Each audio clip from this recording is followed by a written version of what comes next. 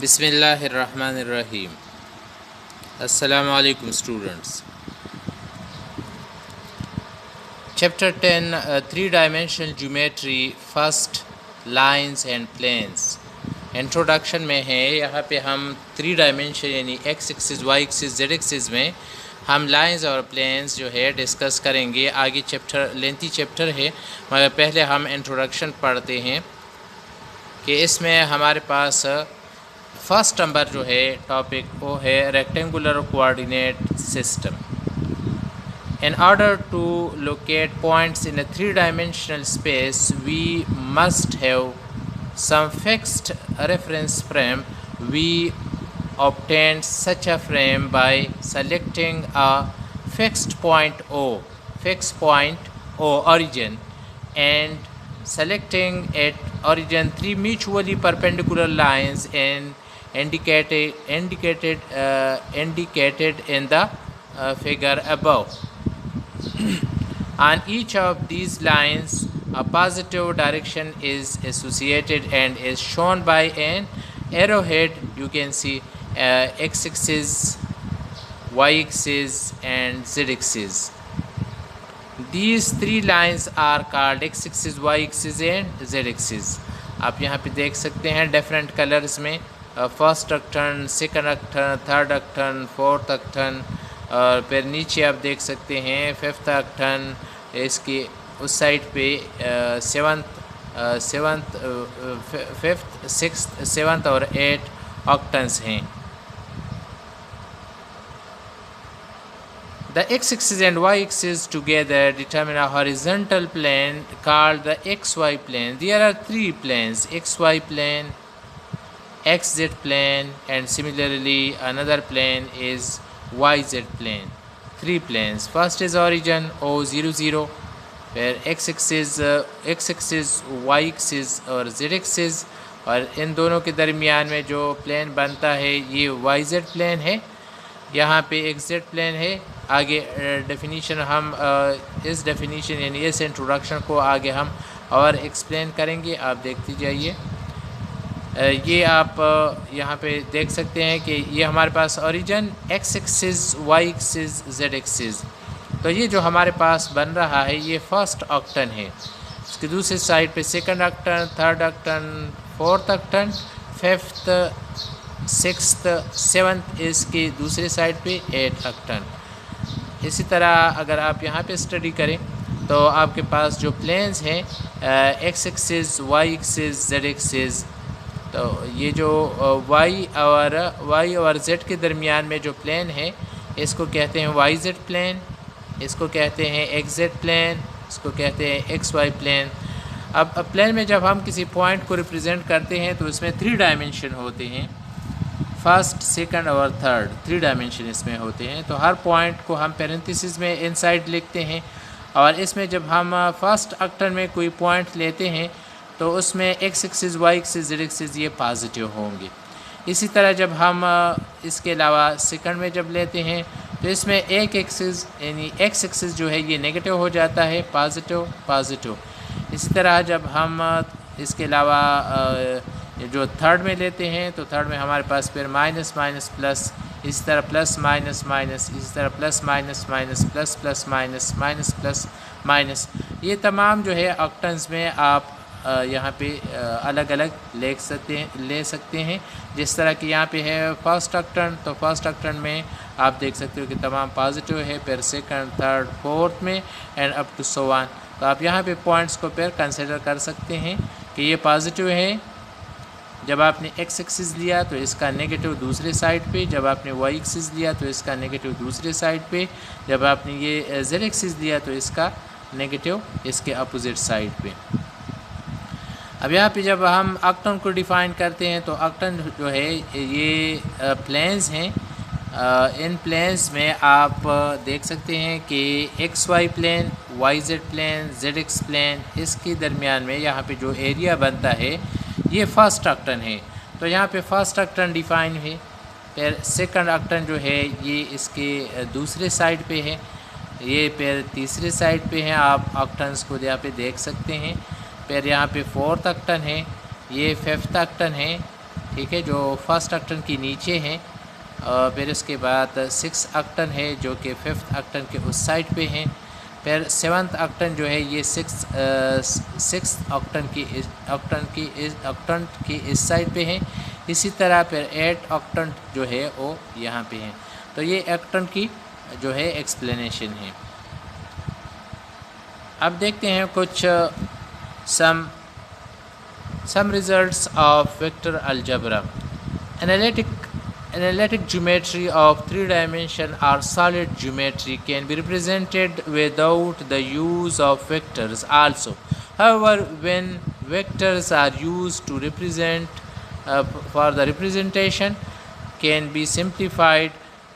Here we give some useful results from a vector algebra. Vector algebra से कुछ results हैं। अगर हम लेते हैं ओरिजिन को 0 0 और कोई भी पॉइंट लेते हैं P X Y Z is any point, then the distance from the origin to the point it represents a vector O P, and O P is a vector, it is called position vector. X I J K आपको पता है कि I जो है ये unit vector along X axis, J जो है ये unit vector along Y axis K unit vector along Z axis. तो आप किसी भी वेक्टर को ओ पी वेक्टर को प्लेन में स्पेस में आप इस तरह रिप्रेजेंट कर सकते हैं कि O P it is equal to X I plus Y J, यहाँ तक प्लेन है। जब आप इसके साथ जेड एक्सिस को मिलाते हैं तो ये फिर स्पेस बन जाता है। आप इसी तरह स्क्वायर ब्रैकेट्स में भी इसे रिप्रेजेंट कर सकते हैं कि x small y small z जो है ये किसी भी पॉइंट के कंपोनेंट्स को x axis Y axis Z axis components को रिप्रेजेंट करते हैं, and is called a position vector of the point p. The length or norm of the vector v. अगर कोई भी वेक्टर वी है तो इसके 3 कंपोनेंट्स है या 3 अलग अलग वैल्यूज़ हैं। तो v1 v2 और v3 से हम डिनोट करते हैं। अगर हम इसका डिस्टेंस लेते हैं ओरिजिन से वेक्टर के पॉइंट तक, तो इसका जो डिस्टेंस है उसे हम लेते हैं v1 square plus v2 square plus v3 square under a square root. तो ये इसका डिस्टेंस हुआ, या आप इसे लेंथ कह सकते हैं या इसे आप नॉर्म भी कह सकते हैं।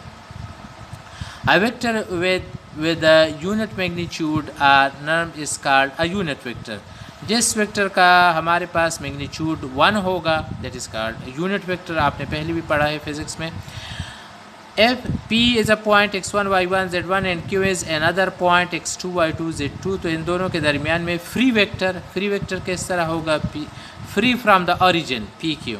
तो आप लेते हैं इस तरह की x2 माइनस x1 ये इसका i component, y2 minus y1 ये इसका j कंपोनेंट यानी y एक्सिस कंपोनेंट, और z2 माइनस z1 ये इसका जो है z एक्सिस कंपोनेंट। सो x axis y axis z axis ये 3 कंपोनेंट्स हैं फ्री वेक्टर p क्यू के। If 2 vectors u and v are collinear or parallel, we can write u is equal to t v। t जो है ये हमारे पास कोई भी scalar value है। जब 2 वेक्टर्स आइदर कोलिनियर हो या पैरेलल हो। कोलिनियर मीन कि दोनों एक ही लाइन पे हो, या पैरेलल मीन कि दोनों एक दूसरे के साथ सेम एंगल, दोनों का एंगल एक्स एक्सिस के साथ सेम हो, तो इसे हम पैरेलल भी कहते हैं। तो जब पैरेलल हो या कोलिनियर हो तो इसके लिए फार्मूला ये है कि आप u equal to t v लिख सकते हैं। इसी तरह अनदर प्रॉपर्टी है, if u is u1 u2 u3 and v is v1 v2 v3 are 2 vectors, then their dot product आपको पता है कि आपने u1 को v1 के साथ प्लस u2 यानी i dot i equal to 1 j dot j equal to 1 k dot k equal to 1 i dot j इससे 0 आएगा, आपको पता है ये। तो इसे हम डॉट प्रोडक्ट में इस तरह ले सकते हैं। इसी तरह हम लाइंस के लिए भी ले सकते हैं। यहाँ पे हम रिजल्ट्स ले रहे हैं वेक्टर अलजेब्रा से। तो वेक्टर जो है हर एक वेक्टर एक एक लाइन को रिप्रेजेंट करता है। आप यहाँ पे अगर एंगल फाइंड करना चाहते हैं तो कास थीटा इस साइड पे लिख के यू वी मैग्नीट्यूड दूसरे साइड पे कन्वर्ट करें।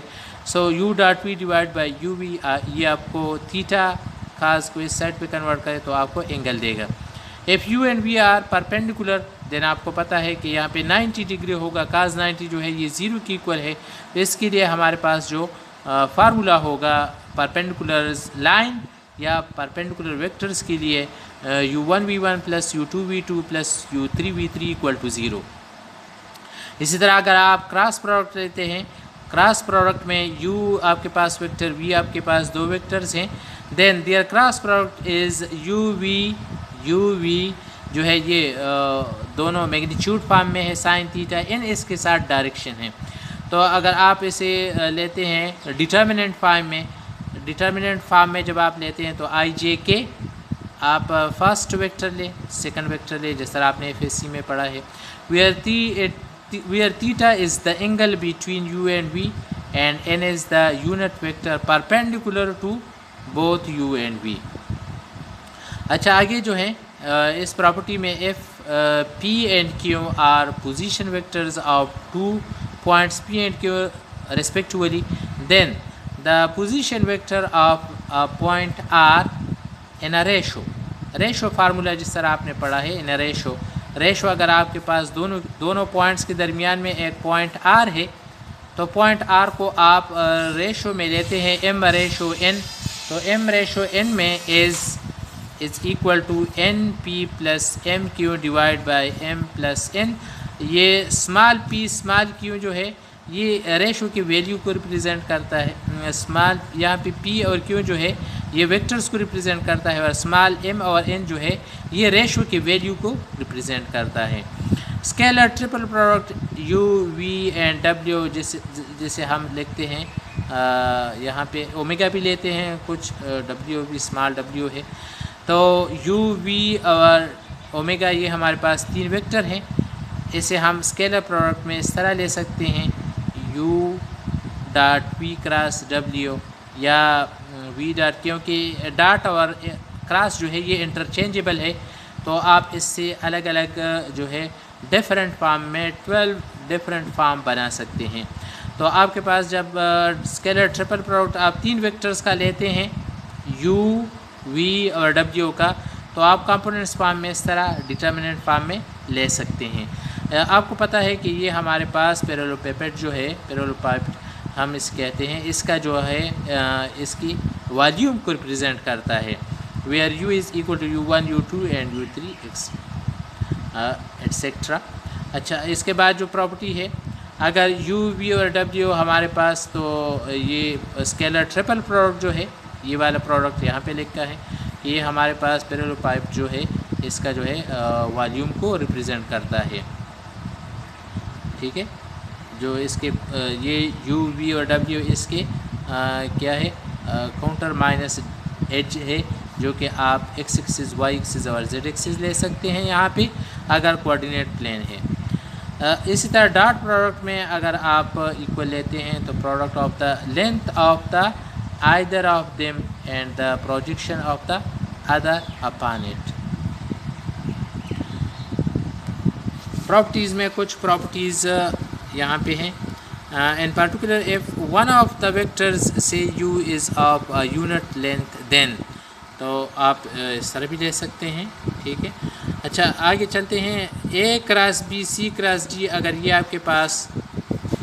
आपके पास दो वेक्टर्स हैं, आपको पता है कि क्रॉस प्रोडक्ट से हमारे पास वेक्टर आता है और डॉट से हमारे पास स्केलर वैल्यू आता है, तो हमारे पास ये स्केलर वैल्यू बनेगा। किस तरह हम लेते हैं, तो ये डॉट प्रोडक्ट का जो है, डॉट प्रोडक्ट का दो वेक्टर्स का ये डॉट प्रोडक्ट है, तो इसके दरमियान में जब हम ये वैल्यू लेते हैं तो ये एक फार्मूला है, इसे हम डिटर्मिनेंट फॉर्म में इस तरह ले सकते हैं। Now distance between any two points in a space जब आप लेते हैं p x1 y1 z1 q x2 y2 z2, तो इन दोनों के दरमियान में हम डिस्टेंस किस तरह लेते हैं, be a point, then we know a free vector is p q is x2 minus x1 y2 minus y1 z2 minus z1, their magnitude is x2 minus x1 whole square plus y2 minus y1 whole square plus z2 minus z1 whole square under square root। जिस तरह आपने FSc में पढ़ा था कि जब दो points हो तो इसके दरमियान में जब हम डिस्टेंस लेते हैं तो वहाँ पे x2 minus x1 whole square plus y2 minus y1 whole square under square root होता है। वहाँ पे हम प्लेन में लेते हैं, यहाँ पे स्पेस में है तो इसके साथ आप z2 माइनस z1 मिला लें, तो आपके पास जो डिस्टेंस बनता है x2 minus x1 whole square plus y2 minus y1 whole square plus z2 minus z1 whole square.